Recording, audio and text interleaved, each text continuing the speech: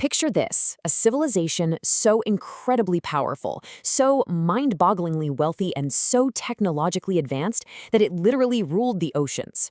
Welcome to This Explainer. Today, we're digging into one of humanity's absolute greatest unsolved mysteries, the legendary vanished empire of Atlantis. We are talking about a sprawling kingdom filled with magnificent temples glittering with gold, massive harbors just packed with ships, and engineering that seemed to be centuries ahead of its time. And then, poof! According to the legend, in a single day and night, the entire thing vanished without a trace. For more than 2,300 years, the mystery of this lost city has completely captivated millions of people. So today, we're going to sift through the facts, the myths, and the actual history behind it all. So let's treat this legend like the ultimate 2,000-year-old cold case. We're really faced with two distinct possibilities here, and honestly, they've divided people for centuries. On one hand, are we searching for physical, tangible ruins buried deep under the ocean floor? Or, on the other hand, are we examining a brilliantly crafted story, a parable, created just to teach humanity a harsh lesson about absolute power? By walking through the evidence together, we're going to piece together exactly where this story came from, what it claimed, and what modern science actually has to say about the whole shebang. Our primary witness in all of this is the ancient Greek philosopher Plato. He first introduced the world to this magnificent city around 360 BC in two of his dialogues, Timaeus and Critias. But here's the thing, he didn't actually claim to have seen it himself. He stated that the story originally came from Egyptian priests. And get this, they claimed Atlantis existed nearly 9,000 years before Plato's own lifetime. Just to put that into perspective for a second, that is thousands of years before the invention of the wheel. That places the supposedly advanced civilization so incredibly far back in human history that it predates almost all known recorded societies. It makes the claim absolutely fascinating, but as you can imagine, highly debated among historians. Now, you might be wondering, where exactly was this place? Well, according to Plato, this wasn't just some tiny island. It was a massive, resource-rich empire positioned right where the Mediterranean meets the Atlantic Ocean. He placed it beyond the Pillars of Hercules, which is just the ancient name for what we know today as the Strait of Gibraltar. And the sheer size of it, absolutely staggering. We're talking larger than Libya and Asia Minor combined. Plato described a land blessed with incredibly fertile soil, lush forests, highly valuable minerals, and just countless natural resources. The Atlanteans utilized these advantages to build what was supposedly one of the greatest civilizations the ancient world had ever seen. They weren't just surviving out there, they were thriving on an unprecedented continental scale. And it's the sheer scale of their engineering that really blows my mind. It was centuries ahead of its time. Plato described their capital city as a true engineering masterpiece. Right at the center of the island stood an incredible metropolis built with these perfectly circular rings of alternating land and water. It's like a giant puzzle. They constructed massive canals that connected the open sea straight to the city's inner harbor, meaning enormous ships could sail directly into the heart of the capital. They built grand bridges crossing these circular waterways and lined the streets with elegant palaces, public buildings, and towering temples.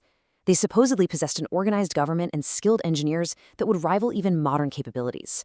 Beyond the advanced technology, Atlantis was stunningly rich. I mean, opulence on another level. At the very center of their society stood a magnificent temple dedicated to Poseidon, the Greek god of the sea. The walls of this temple literally glittered with precious metals, but the standout detail Plato provides is their use of orichalcum. This was a mysterious ancient metal considered one of the most valuable materials in the world at the time, second only to gold. Think of it as the ultra-rare, ancient equivalent of unobtainium. It paints a picture of a society living in absolute, unmatched luxury, backed by a powerful navy capable of completely dominating any nearby kingdom. But as is so often the case with great empires, over generations, all that prosperity bred arrogance. The people of Atlantis didn't fall to some outside invader. They fell from the inside out.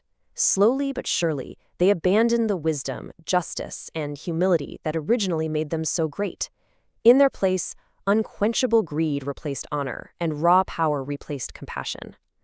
Their rulers became aggressively expansionist, always seeking to conquer neighboring lands and dominate everyone around them. According to Plato's account, the gods watched as this once great civilization became entirely consumed by its own hubris.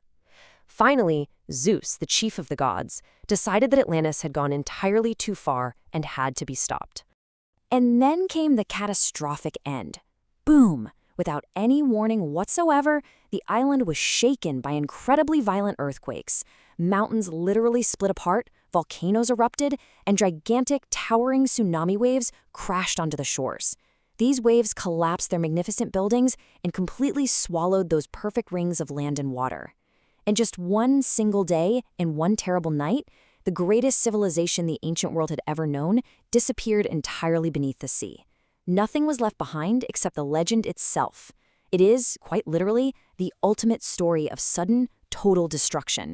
Now, for centuries, scholars just dismissed this as pure fiction. I mean, it's very easy to look at a story involving Zeus and immediate, absolute destruction and write it off as just a fairy tale, right?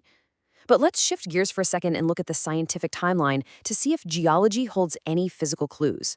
Over time, researchers began to wonder, what if Plato was drawing on a very real, very traumatic collective memory of an actual geological event? Is it possible that the core of this myth is actually rooted in real science and real history? Let's take a look at the data to see if we can find a match for this level of cataclysm in the ancient world. Well, it turns out a massive, real-world volcanic event actually did destroy an advanced civilization centuries before Plato's time. Around 1600 BC, one of the largest volcanic eruptions in all of human history devastated the ancient island of Santorini in Greece. This massive explosion completely destroyed much of the highly advanced Minoan civilization and generated enormous, devastating tsunamis all across the Mediterranean. Today, many historians believe that the terrified survivors passed the story of this apocalyptic event down through the generations, like a giant game of telephone, and that, over 1,000 years later, this very real disaster served as the direct inspiration for Plato's Atlantis. Motivated by very real theories like the Santorini eruption, explorers simply cannot let the myth go. I mean, who could blame them? They have launched literally thousands of expeditions across the globe. Some look exactly where Plato said it was, deep beneath the Atlantic Ocean.